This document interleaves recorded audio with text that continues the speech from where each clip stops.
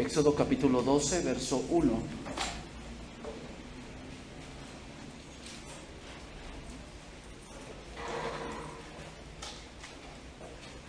Éxodo 12, 1.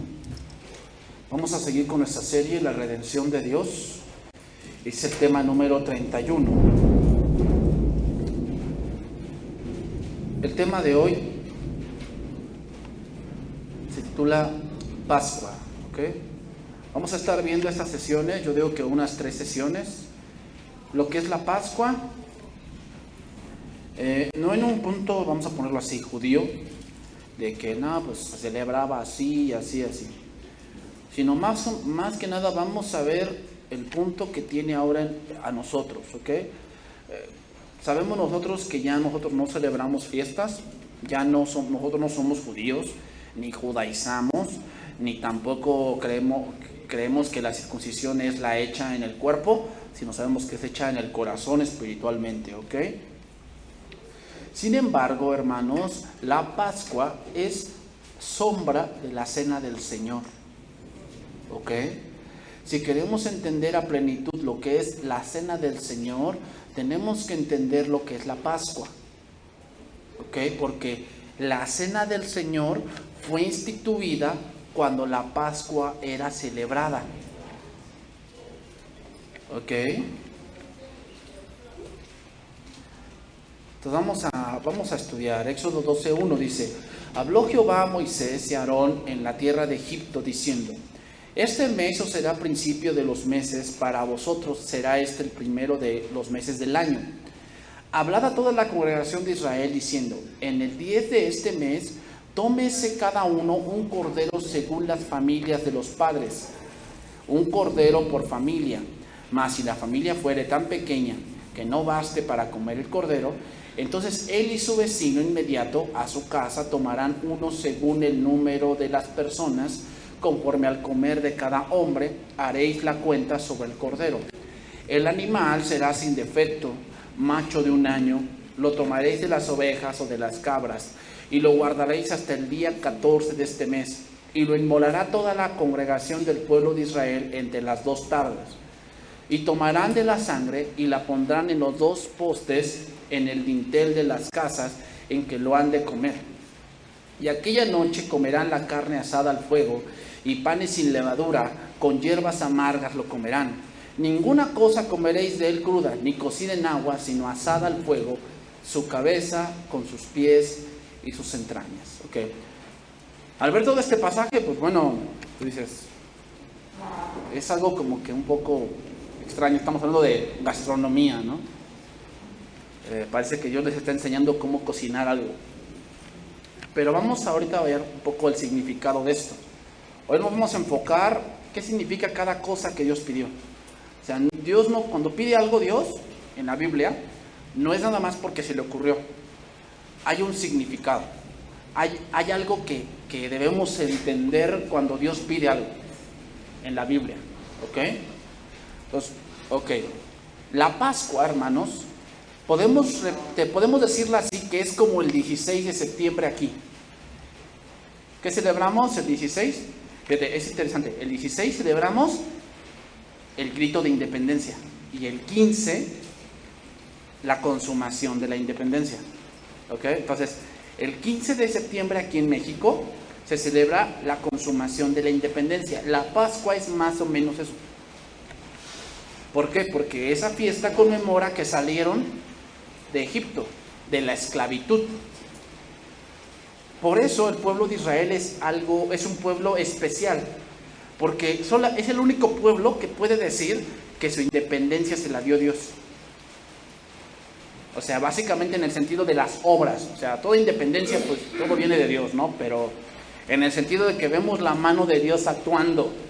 Porque en las diferentes independencias, mexicana o estadounidense, siempre hay guerras, ¿ok? Pero aquí no hubo ninguna. El que guerreó fue Dios, ¿no? Entonces, básicamente la Pascua, hermanos, es para recordar la independencia de Israel. Pero también la Pascua, hermanos, fíjense nada más, esto hay que entenderlo mejor igual. Vamos en el punto nuestro. La Pascua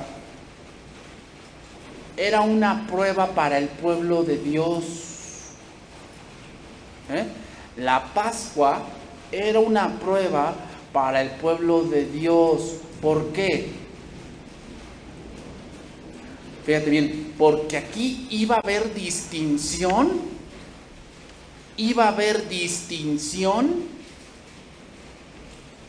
solamente si obedecían.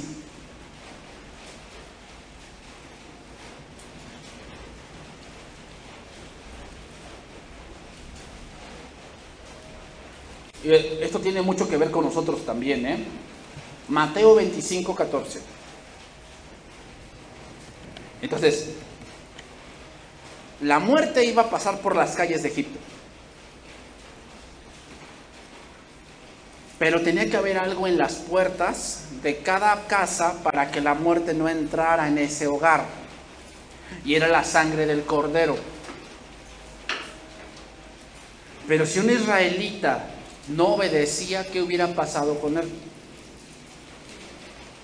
Hubiera muerto su primogénito. Hubiera muerto su primogénito. ¿Por qué? Causa. Por la desobediencia.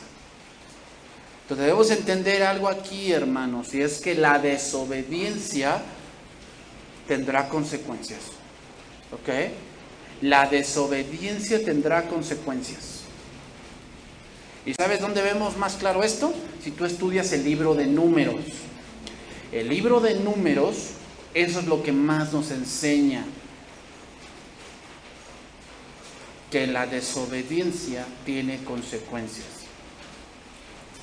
25:14. Porque el reino de los cielos es como un hombre que, yéndose lejos, llamó a sus siervos y les entregó sus bienes. Esto es una parábola. Una parábola es una enseñanza terrenal con un trasfondo espiritual. Dios no quiere enseñar de bienes. Dios va a enseñar de fidelidad y de trabajo. El contexto de la parábola es la segunda venida de Cristo. Ese es el contexto.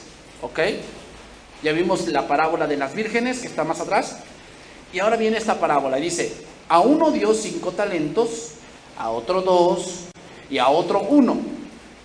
A cada uno conforme a su capacidad, y luego se fue lejos. Y el que había recibido 5 talentos fue y negoció con ellos y ganó otros 5 talentos. Asimismo, el que había recibido 2 ganó también otros 2. Pero el que había recibido 1 fue y cavó en la tierra y escondió el dinero de su señor. Después de mucho tiempo vino el señor de aquellos siervos y arregló cuentas con ellos. Y llegando el que había recibido 5 talentos, trajo otros 5 talentos diciendo, Señor, 5 talentos me entregaste, aquí tienes. He ganado otros 5 talentos sobre ellos. Y su señor le dijo, bien, buen siervo y fiel. Sobre poco has sido fiel, sobre mucho te pondré. Entra en el gozo de tu señor. Llegando también el que había recibido 2 talentos, dijo, Señor, 2 talentos me entregaste, aquí tienes. He ganado otros 2 talentos sobre ellos. Su señor le dijo, bien, buen siervo y fiel. Sobre poco has sido fiel, sobre mucho te pondré. Entra en el gozo de tu señor. Pero llegado también el que había recibido 1 talento, dijo, Señor, te conocía que eres hombre duro, que ciegas donde no sembraste y recoges donde no esparciste. Por lo cual tuve miedo y fui y escondí tu talento en la tierra. Aquí tienes lo que es tuyo. Respondió su señor y le dijo, siervo malo y negligente, ¿sabías que ciego donde no sembré y que recojo donde no esparcí? Por tanto debías haber dado mi dinero a los banqueros y al venir yo hubiera recibido lo que es mío con los intereses. Quitadle pues el talento y dadlo al que tiene 10, porque el que tiene le será dado y tendrá más, y el que no tiene, aún lo que tiene le será quitado. Y vean ese último verso. Y al siervo inútil, eso es importante, no dice al que no es hijo, sino al siervo inútil, echadle en las tinieblas de afuera. Este es el infierno, Allí será el lloro y el crujir de dientes. Otra cosa del contexto. Esta parábola está haciendo a los discípulos, no es a las gentes incrédulas. O sea, un cristiano que no trabaja se va a encontrar con esto. ¿Con qué? Tinieblas, lloro y crujir de dientes. Ahora, comparándolo con la Pascua, ¿qué pasaría si un israelita no hubiera hecho lo que Dios dice? Hubiera muerto su primogénito. ¿Qué pasa cuando un cristiano no hace lo que Dios le dice? Se va a encontrar con el infierno. O sea, aquí quitamos muchas dudas de que no, yo soy cristiano y nada me separa de Dios. No, sí dice eso. Sí lo dice, Romanos 8 lo dice. Pero, Dios no va a aceptar que seamos siervos inútiles. Cuando el patrón dice, por tanto, debías haber dado mi dinero a los banqueros y al venir yo hubiera recibido lo que es mío, el amo, al mencionar los banqueros, nos está diciendo que quiere que trabajemos, que obedezcamos. Él no quiere siervos que estén parados, Él no quiere eso. Que estén viendo cómo otros ganan bendiciones y nosotros no hacemos nada. O sea, Dios no acepta siervos así, que quieran solamente llegar al cielo solamente porque hicieron algo o una decisión. No, Dios quiere siervos activos, cristianos activos. ¿Ok? Pues llegará el día en que Dios diga, ¿qué hiciste con la vida que te di? ¿Qué hiciste? No, Señor, me la pasé haciendo dinero. No, Señor, me la pasé pues viviendo la vida loca, o sea, era mi vida. ¿Ah? ¿Qué hiciste con tu vida? ¿Qué hiciste con tu familia? Ah, Señor, tú sabes que no me obedecían y pues yo los dejé hacer lo que quisieran. ¿Qué hiciste con tu trabajo? ¿Qué hiciste? Ah, Señor, tú ves que yo vivía con lo que me daban y no me importaba perder la confianza de alguien o no, yo no sabía de lealtad. O sea, no, a mí no me importaba. Ah, bueno, entonces no hiciste nada. No, atarle de pies y manos y va por fuera. O sea, hermanos, aquí les voy a decir algo. Va a haber mucha gente que hoy se dice cristiana, que va a llegar delante de Dios y no va a entrar al cielo. No va a entrar. ¿Por qué? Porque llevan un cristianismo a su manera. Eso es otra cosa que debemos aprender de la Pascua. La Pascua tenía reglas. ¿Ok? Es otra cosa. La Pascua tenía reglas. Y ahorita las vamos a ir viendo. Ay, Señor, pero yo quiero comerme una oveja de 2 años. ¿De cuánto dijo Dios? De 1 año. De medio año. Con Dios no puedes negociar. ¿Ok? El cristianismo también tiene reglas. ¿Ok? Tú no puedes llevar tu cristianismo como tú quieras. No, no se puede. Hay reglas para eso. Y debemos obedecer. Porque aquel que no obedece, ¿con qué se va a encontrar? Con el infierno. Pero fui a la iglesia. Eso no importa. Eso no importa. Entonces, la redención de Israel, hermanos, la redención de Israel tenía que llevarse bajo las condiciones de Dios. ¿Ok? La redención de Israel tenía que llevarse bajo las condiciones de Dios.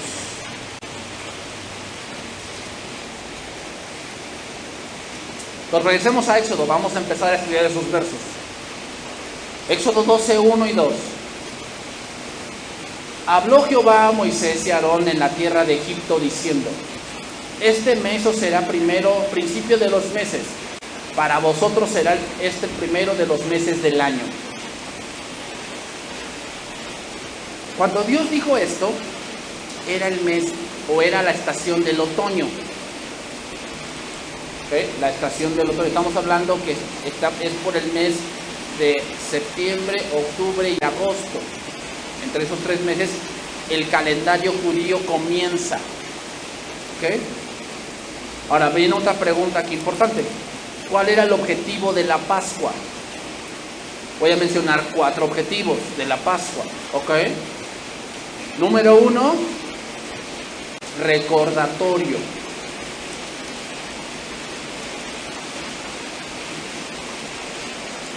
Número 1, recordatorio. ¿Por qué?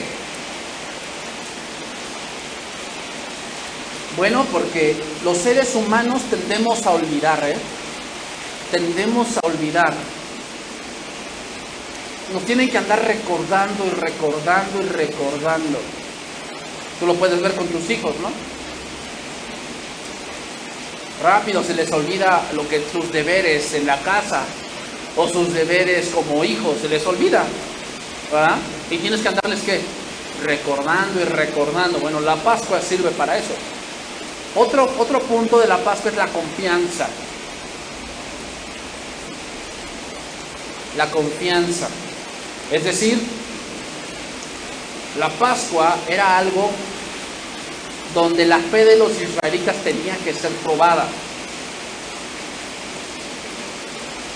¿Ok?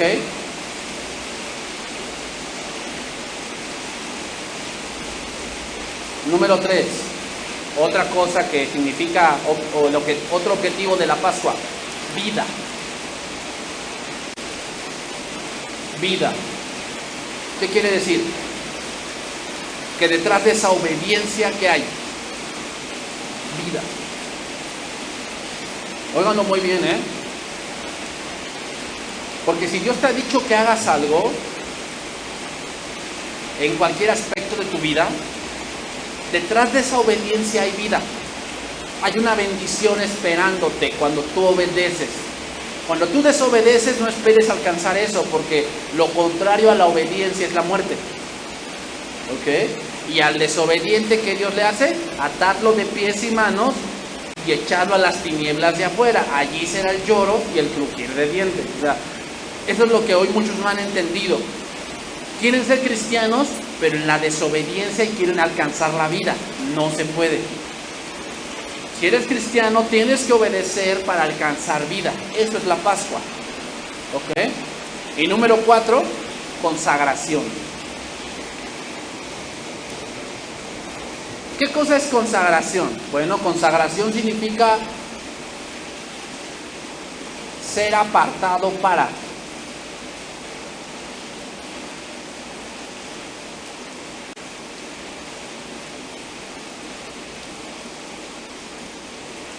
Ser apartado para. ¿Ok?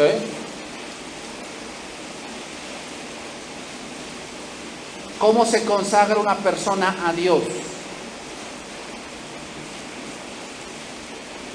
Hoy muchos, por decir, hoy los católicos, aquí en este punto, consagración de que se meten a un seminario, y una muestra de su consagración es el celibato. ¿Qué es el celibato? Bueno, que no se casan. Son hombres que se casaron con Dios. Las monjas lo mismo. Son mujeres que se casaron con Dios, por eso nunca se casan, hablando terrenalmente. Entonces, esa es su manera de consagrarse, ¿no? Hacen un voto, lo que tú quieras. Pero en el punto cristiano, la consagración comienza cuando obedeces. ¿Ok? Ahí comienza tu consagración. O sea, no es que te dejes como, por decirlo, había un voto que se llamaba voto de nazareato, que se dejaban el pelo largo, no comían nada de la vid, no podían acercarse a muerto porque entonces se contaminaban. Entonces, en el caso cristiano, ¿cuándo te empiezas a consagrar a Dios? Cuando obedeces. ¿Ok? Entonces, cuando acabamos de cantar, quiero consagrarte hoy mi corazón, habla de que quiero poner en mi corazón tus mandamientos porque voy a obedecer. Eso es consagrarse. O sea, no tiene nada que ver con que te pongas sotana y que te pongas tu kipá y ¿cómo se llama? Ayunes mucho tiempo y ores mucho tiempo. No tiene nada que ver con eso. La consagración de un cristiano tiene que ver con su obediencia. ¿Ok? Ahora, la Pascua es una de las fiestas más importantes de Israel, obviamente, ¿no? Hay otra fiesta que es muy celebrada, se llamaba la fiesta de la expiación, o también llamada la fiesta del Yom Kippur. ¿De qué era esa fiesta de la consagración? Bueno, era la fecha cuando el sumo sacerdote entraba al lugar santísimo una vez al año. Esa era la fiesta del Yom Kippur. Pero creo que una de las fiestas más importantes, si no es que la más importante, es esta, la fiesta de la Pascua. Podemos verla relatada en Levítico 23 y en Deuteronomio 16. Ahí anótalo. ¿Por qué, hermanos? Porque, bueno, cuando algo se repite mucho en la Biblia, quiere decir que es muy importante. ¿Ok? Seguimos, Éxodo 12:3. Hablad a toda la congregación de Israel, diciendo: en el 10 de este mes, tómese cada uno un cordero según las familias de los padres, un cordero por familia. Bueno, vamos a ver varios elementos de la Pascua. Ok. Un elemento de ello es que era algo familiar. ¿Ok?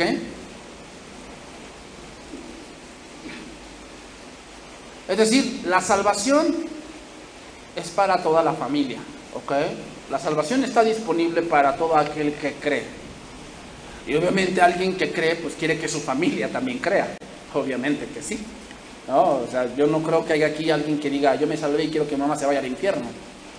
No, o sea, quieres también que, o tú como madre o como padre, quieres que tus hijos también crean. Otro elemento de la Pascua que nos enseña es que al mencionarse por familia, quiere decir que cada familia debe tener su comunión con Dios. Es decir, hermanos, cada familia en la iglesia tiene sus propias necesidades. Por decir, mi familia tiene necesidades que tal vez la tuya no tenga. Y tú tienes necesidades que tal vez yo no tenga.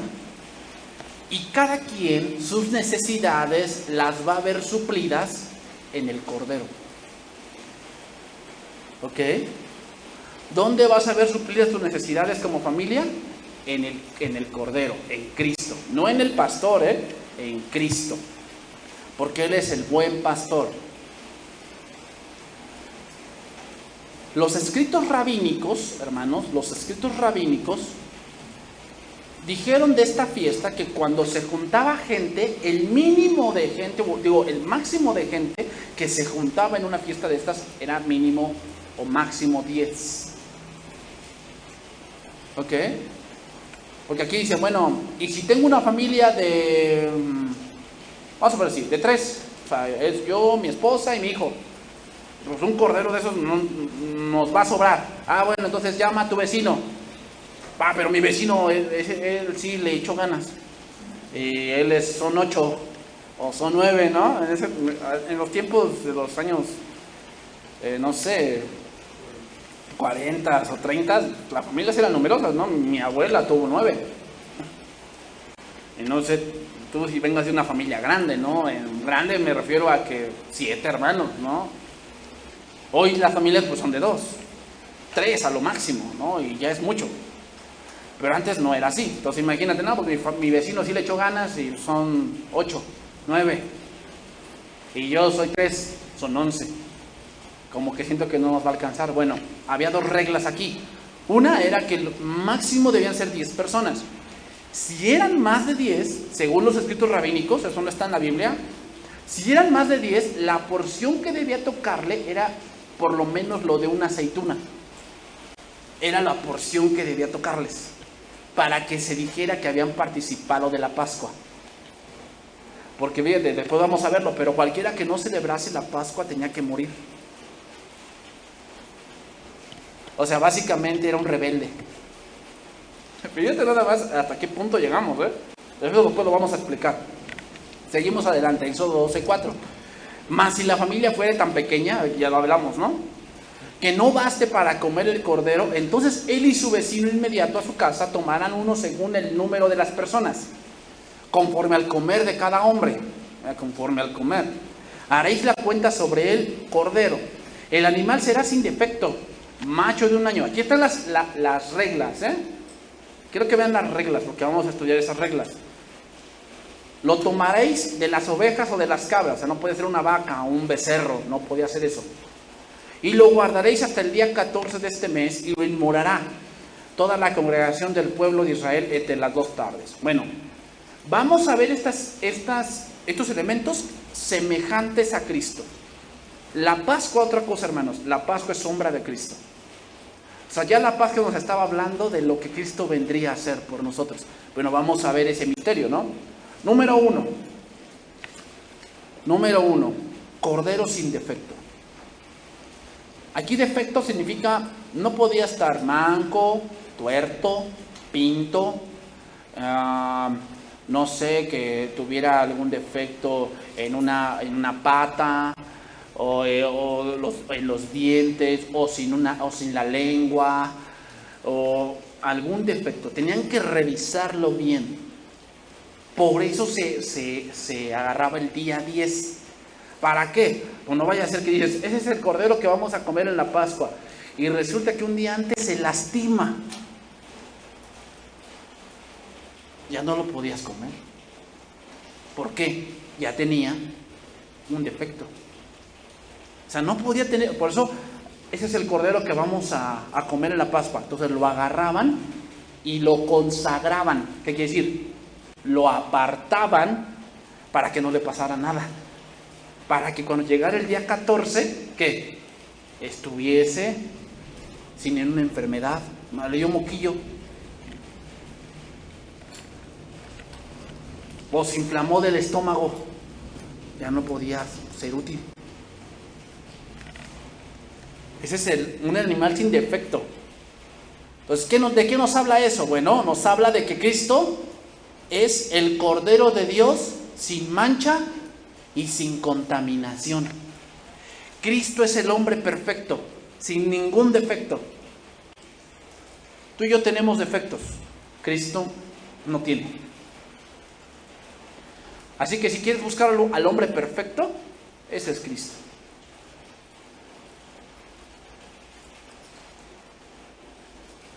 Primera de Pedro 1:17.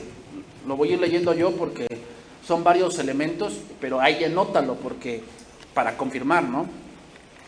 Y si invocáis por Padre aquel que sin acepción de personas juzga según la obra de cada uno, conducíos en temor todo el tiempo de vuestra peregrinación, sabiendo que fuisteis rescatados de vuestra vana manera de vivir, la cual recibiste de vuestros padres, no con cosas corruptibles como oro o plata, sino con la sangre preciosa de Cristo, como un cordero sin mancha y sin contaminación. Ahí está, el cordero sin defecto. Ese es Cristo. Cristo es nuestro cordero. Quiero que veas esto. La Pascua es una sombra, Cristo es la realidad. ¿Ok? Por si nosotros ya no ¿celebran la Pascua ustedes? ¿No? Ay, pero ¿por qué no? Si está en la Biblia. Sí, está en la Biblia, pero es una sombra. O sea, yo ya tengo mi Pascua. ¿Quién es nuestra Pascua? Cristo. Eso estamos estudiando ahorita, ¿no? Él es nuestro cordero sin mancha. Segundo elemento, macho de un año. O sea, no podía ser hembra. ¿Qué quiere decir? ¿Que Dios tiene algo contra las mujeres? Porque hay muchos que... La Biblia es machista. ¿Por qué? Porque eso que dice que la mujer se someta al hombre, eso para mí es machismo. No lo han entendido. Cuando aquí habla de macho de un año, habla de dos cosas. Número uno, que él es el postrer Adán. Eso lo leímos en Romanos, capítulo número 5. Adán, por Adán, ¿qué entró? El primer Adán, ¿qué entró? El pecado y la muerte. Y por el segundo Adán, la vida y la justificación. Por eso tenía que ser macho. Porque el hombre, hermanos, el hombre es la cabeza. El hombre es la cabeza. Y si pasa algo en la familia, el primer responsable es el hombre. Al primero que Dios le va a pedir cuentas de la familia es al hombre. porque Él es la cabeza, Él es el representante, Él es el responsable. Así como Adán era el responsable o el representante de la humanidad, Cristo es el representante de los hijos de Dios. Por eso es macho. Tiene sentido, ¿verdad? Fíjate, nada más Dios dice, pues se me ocurrió. ¿Cómo ves, Gabriel? ¿Macho o hembra? ¿Cómo lo pedimos? No. O sea, hay un porqué. Ahora, de un año. Ese elemento de un año habla que un cordero llega a su plenitud de fuerza cuando tiene un año. Vamos a ponerlo así, está en el punto cúlmine de la juventud de un cordero en el año.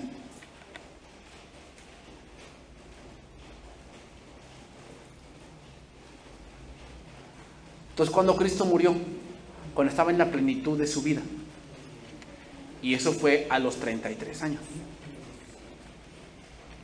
Entonces, según la Biblia, 33 años es la edad donde el hombre llega al mayor punto de su juventud, y de los 33 empieza a bajar, donde está en la mejor plenitud de su fuerza, donde ya tiene experiencia, donde ya tiene un conocimiento de lo que es la vida, donde tal vez ya tiene un trabajo, ya tiene un estudio. A los 33 ya tiene todo eso, por lo tanto es un hombre apto. Eso significa.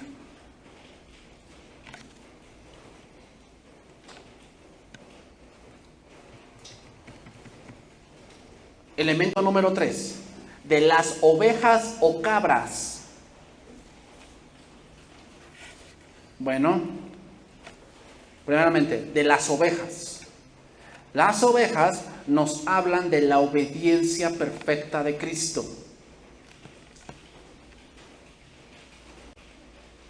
Cuando vemos ovejas, hablamos de una obediencia.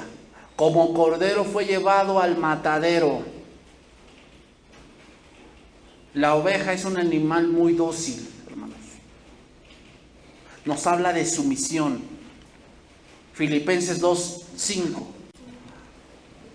Filipenses 2:5. Haya pues este sentir que hubo también en Cristo Jesús, el cual siendo en forma de Dios, no escatimó el ser igual a Dios como cosa que aferrarse, sino que se despojó a sí mismo, tomando forma de siervo, hecho semejante a los hombres, y estando en la condición de hombre, se humilló a sí mismo, haciéndose obediente hasta la muerte y muerte de cruz. Ese es un cordero.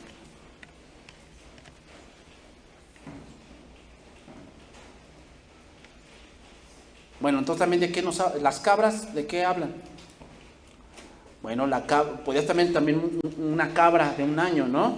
Bueno, la cabra habla de fuerza. Pero nos hablan, hermanos, no de una fuerza física de Cristo. Nos habla del poder de Cristo cuando venció a la muerte. Cuando dice 1 Corintios 15:54. Bueno, primero 1 Corintios 15:20.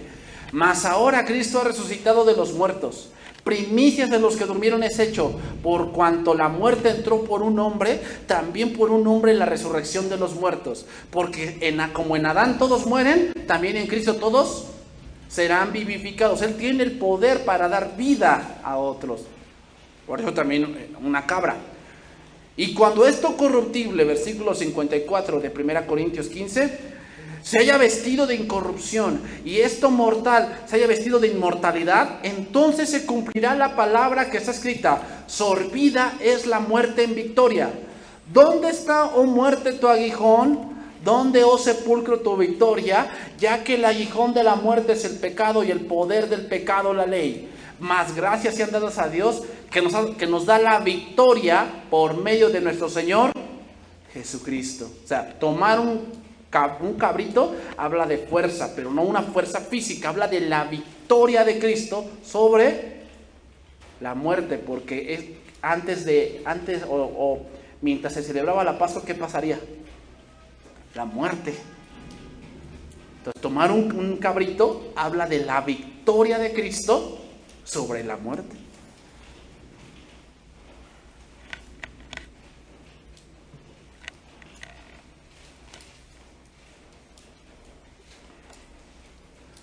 Elemento número 4 de la Pascua. Elemento número 4.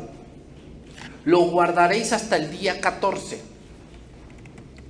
Bueno, este párrafo significa dos cosas interesantes. Número 1, de lo que significa esa frase. Apocalipsis, capítulo número 13, verso 5. Apocalipsis 13, 5. Dice: también se le dio boca que hablaba grandes cosas y blasfemias, y se le dio autoridad para actuar 42 meses. Y abrió su boca en blasfemias contra Dios, para blasfemar de su nombre, de su tabernáculo y de los que moran en la tierra. Y se le permitió hacer guerra contra los santos y vencerlos. También se le dio autoridad sobre toda tribu, pueblo, lengua y nación. Y la adoraron todos los moradores de la tierra, cuyos nombres no estaban escritos en el libro de la vida del Cordero, que fue inmolado desde el principio del mundo. Aquí está hablando del anticristo, que se le dio autoridad. Bueno, entonces la primera cosa significa, apartado hasta el día 14, significa la salvación que fue guardada hasta el tiempo de la manifestación. Es decir, pregunta, ¿Dios sabía que Adán iba a pecar? Sí, lo sabía, que Él es Dios. ¿Y ya tenía una solución para eso? Ya estaba guardado el Cordero hasta el día 14. El 14 significa hasta el tiempo en que Dios quiso que Cristo viniese. Eso significa. O sea, Dios también ya tenía su Cordero preparado. ¿Para qué? Para dar salvación a los hombres. ¿Cuándo vino? En el tiempo que Dios señaló.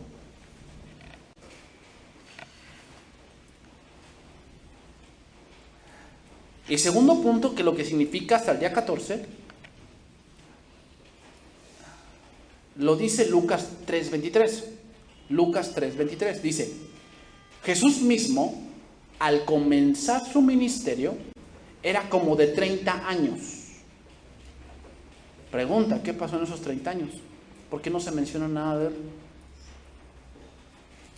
O sea, nada más se menciona cuando fue al templo, y de ahí en fuera, pues del año, no sé, ¿qué te gusta? 13 al 30, no se menciona nada de él.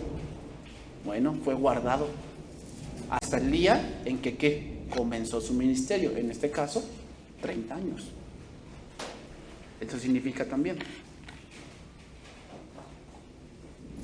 cuando ya casi el Cordero iba a llegar al año, ¿no? O sea, la plenitud de la fuerza. 30 años, entre los 30 y 33 años. Número 5. El quinto elemento de la Pascua que vemos ahí mencionados en esos versos. Lo inmolará toda la congregación. La palabra inmolar, hermanos, significa herir, golpear, afrentar. Eso significa.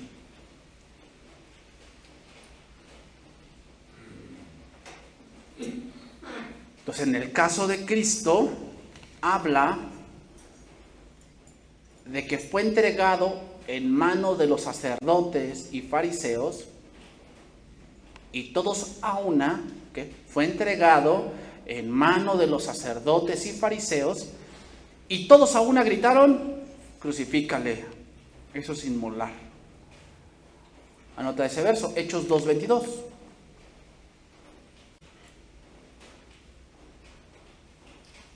Hechos 2:22, ¿okay? Y 23. Eso no lo voy a leer. Seguimos adelante. Elemento número 6. Entre las dos tardes. Entre las dos tardes.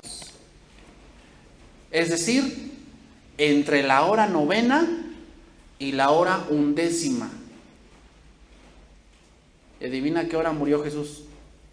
A la hora novena.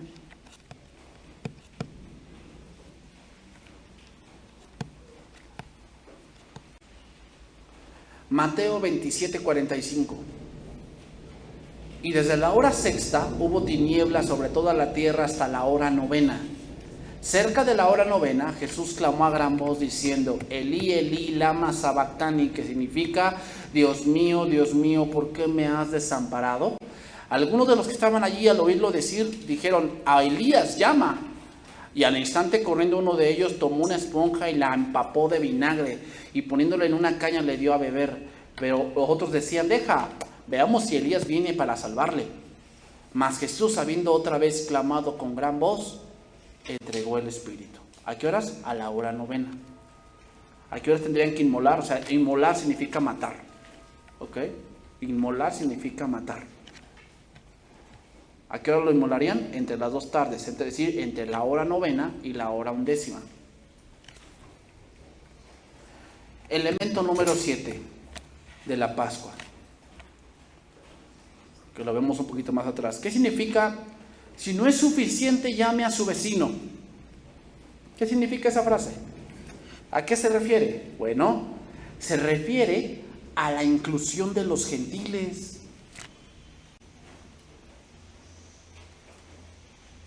O sea, que la salvación no solamente sería para Israel, sería también para ¿quién? Para sus vecinos. ¿Quién eran sus vecinos? O sea, ¿quién es nuestro vecino, así territorialmente? Pues los gringos, ¿no? Nuestros vecinos. Y del otro lado, pues los guatemaltecos. Son vecinos, territorialmente hablando. La salvación no solamente sería para Israel, también para ¿quién sería? Los sirios, los egipcios, los babilonios. Efesios 2:19. Así que ya no sois extranjeros ni advenedizos, sino conciudadanos de los santos y miembros de la familia de Dios.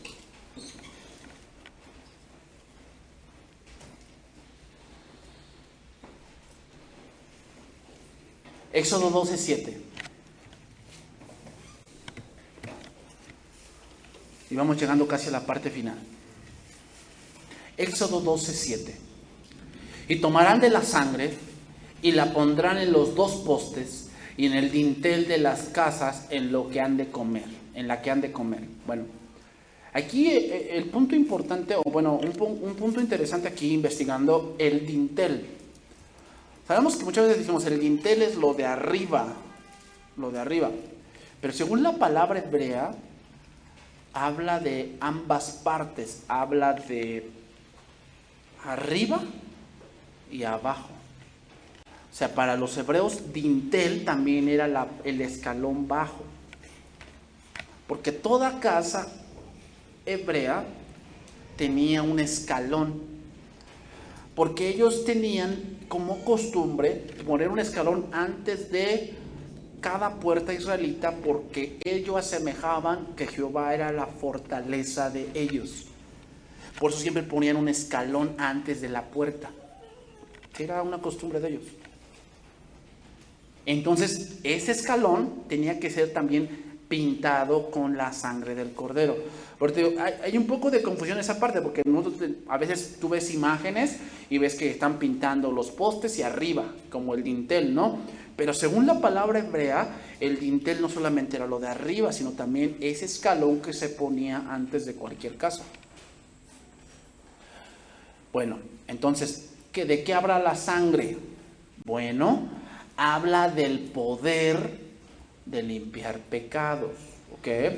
¿Para qué sirve la sangre de Cristo? Porque de aquí toman esa parte de que cubre tu casa con la sangre de Cristo y cubre tu coche con la sangre de Cristo, y cuando se vayan tus hijos a la escuela, dice: Señor, yo los protejo con tu sangre bendita. Y todos, no, ¿por qué te tomas eso? Y recuerda la muerte de los primogénitos. ¿Por qué fueron salvados? Por la sangre. O sea, cubrieron con la sangre de su casa. No, o sea, aquí sangre en la Biblia tiene 2 connotaciones de acuerdo al contexto. Número 1, culpa, de acuerdo al contexto. Por si cuando dicen, cuando dijo Pilatos, este hombre no ha hecho nada malo, yo no encuentro ningún delito en él, mataréis a un inocente. Y dijeron el pueblo de Israel respecto a Cristo: Su sangre sea sobre nosotros y sobre nuestros hijos. Ahí sangre no se refiere a rociar, sino se refiere a culpa. O sea, si estamos matando a un inocente, esa culpa sea sobre nosotros y sobre nuestros hijos. Eso significa sangre, ahí. Eso es hermenéutica, ¿ok? Y sangre, según Levítico, significa vida. Dice, en la sangre está la vida. Bueno. En la antigüedad, hermanos, en el tiempo en que Israel iba a entrar a Canaán, una de las cosas que se les prohíbe es no comer sangre. ¿Por qué? Bueno, hay varios porqués. Pero uno de los elementos más fuertes por el cual no debían comer sangre era porque los cananeos tenían la costumbre de tomar sangre de toros. Es decir, cuando un toro era muy feroz, era muy bravo, era un semental y era bien fuerte, ¿no? Y lo matan.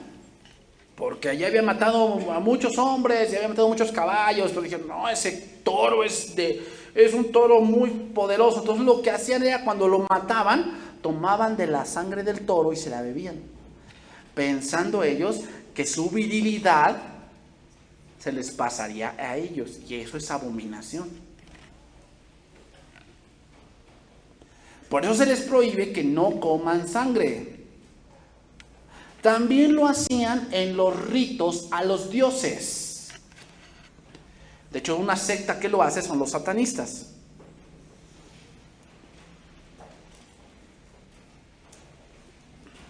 Por eso se les prohíbe comer sangre. O sea, teniendo esos elementos, se nos va un poco la ignorancia, ¿no? De que, no, me ofrecieron rellena, pastor, me ofrecieron rellena. ¿Y qué hice? No, pues me sentí muy mal, sentí un peso en mi corazón. Bueno, lo que entra no es lo que te contamina. O sea, que comas rellena no es que te contamine.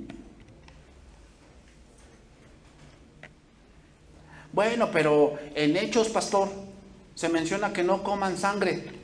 Bueno, pero recuerda que ese concilio en Hechos era porque estaban tratando el punto de gentiles convertidos. Y eran griegos que también tenían ese tipo de costumbres. Porque los griegos pensaban que sus dioses eran mitad hombre y mitad Dios. Y entonces cuando salía sangre de que mataban una virgen, eso, decían que no era sangre de la virgen, era sangre de su propio Dios. Entonces, ¿qué querían hacer? Comérsela. Pues agarra más sentido. Entonces eso, de que vas a la plaza de toros y dices, no, ese toro es bien bravo, no lo podían domar. Entonces vas ahí a donde lo descuartizan y llevas tu tacita, ¿no? Y le metes un poco para la sangre y te la tomas. Eso sí es abominación. Pero no creo que hagas eso, ¿o sí? Pues entonces, si te ponen enfrente una rellena con su salsita verde, sus papitas y sus frijolitos, pues dice la palabra, ¿no? Que da gracias a Dios por todo y que, pues para adentro que están cenando, ¿no? Pues dices, no, yo tengo hambre, ¿verdad? Entonces, la sangre en la Biblia nos habla, en este caso, cuando decimos, es que la sangre de Cristo tiene poder. Cuando hablamos de la sangre de Cristo, hablamos de su obra en la cruz. ¿Ok? Cuando hablamos de la sangre de Cristo, hablamos de la obra en la cruz que tiene poder para limpiar pecados. La sangre de Cristo no sirve para protegerte, ¿eh? De que no, me voy a meter esa colonia tan... Ahí me dicen que asaltan y que violan. No, pues me cubro con la sangre de Cristo y nadie me toca. No, para eso no sirve. La sangre de Cristo sirve para limpiarte de todo pecado. También otra cosa, hermanos. ¿Sirve que traigas una cruz? Que no, la cruz de Cristo. Y traes tu medallita. Mira, si traes una medalla de una cruz, a mí no me afecta. O sea, bueno. Muchos traen su camisa, ¿no? Con una cruz acá. O he escuchado a otros que no, yo me hago así porque es la cruz de Cristo. Bueno, di lo que quieras. Pero cuando hablamos de la cruz de Cristo, hablamos ¿de qué? De la vida de Cristo. O sea, hablamos del poder redentor de Cristo y de lo que Él logró en ese lugar. Entonces, 1 Corintios 1:18, y con eso vamos a terminar. Que ya se me acabó el tiempo. 1 Corintios 1:18. Entonces, hermanos, ¿te das cuenta? Y conocerás la verdad, y la verdad te hará libre, ¿no? O sea, hay cristianos que todavía, tú no comas sangre, estás cometiendo un gran pecado. Bueno, tenles paciencia a este tipo de cristianos, porque a lo mejor no saben lo que ahora tú sabes.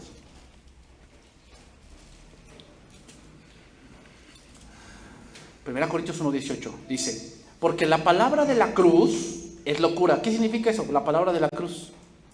¿Estamos predicando de la cruz? O sea, en el sentido de que, no, pues fíjate que aquí traigo una astilla de la cruz de Cristo. ¿De eso predicamos? ¿No? Cuando hablamos de la palabra de la cruz, hablamos de lo que Cristo hizo. Es locura a los que se pierden, pero a los que se salvan, esto es a nosotros, es poder de Dios. ¿Poder de Dios para qué? Para salvar. O sea, a ver. ¿Tú crees en alguien que lo mataron? Sí. A ver, ¿tú crees que Jesucristo es Dios? Sí. A ver, ¿y si es Dios, por qué se dejó matar? O sea, si fuera Dios, yo si hubiera sido Dios, yo los hubiera, no, ahorita todos se me mueren. Porque es Dios, ¿no? Entonces, a ver, ¿por qué se dejó matar? ¿Te das cuenta que es locura? Entonces dices, no, entonces, yo no creo, o sea, ¿tú crees en alguien que se dejó matar? Entonces no es Dios porque se dejó matar. Bueno, pero también resucitó. Y esa muerte tuvo un propósito. Ellos no lo entienden. Pues está escrito, destruiré la sabiduría de los sabios y desecharé el entendimiento de los entendidos. ¿Dónde está el sabio? ¿Dónde está el escriba? ¿Dónde está el disputador de este siglo? ¿No ha enloquecido Dios la sabiduría del mundo? Pues ya que en la sabiduría de Dios el mundo no conoció a Dios mediante la sabiduría, agradó a Dios a salvar a los creyentes por la locura de la predicación. Porque los gentiles piden señales y los griegos buscan sabiduría, pero nosotros predicamos a Cristo crucificado. Para los judíos ciertamente tropezadero y para los gentiles locura, mas para los llamados, así judíos como griegos, Cristo, poder de Dios y sabiduría de Dios. Entonces, hermanos, la redención divina siempre se logra. La redención divina siempre se logra conforme a las condiciones que Dios establece. ¿Quién dio cómo celebrar la Pascua? Dios. Y así debe de ser. No podemos cambiarle ni añadirle. Así es como debe de ser. Entonces, la redención divina siempre se logra conforme a las condiciones que Dios establece. ¿Ok? Bien, hermanos. Por eso decimos que la salvación es de Dios. ¿Ok? La salvación es de Dios. Que Dios bendiga su palabra, hermanos.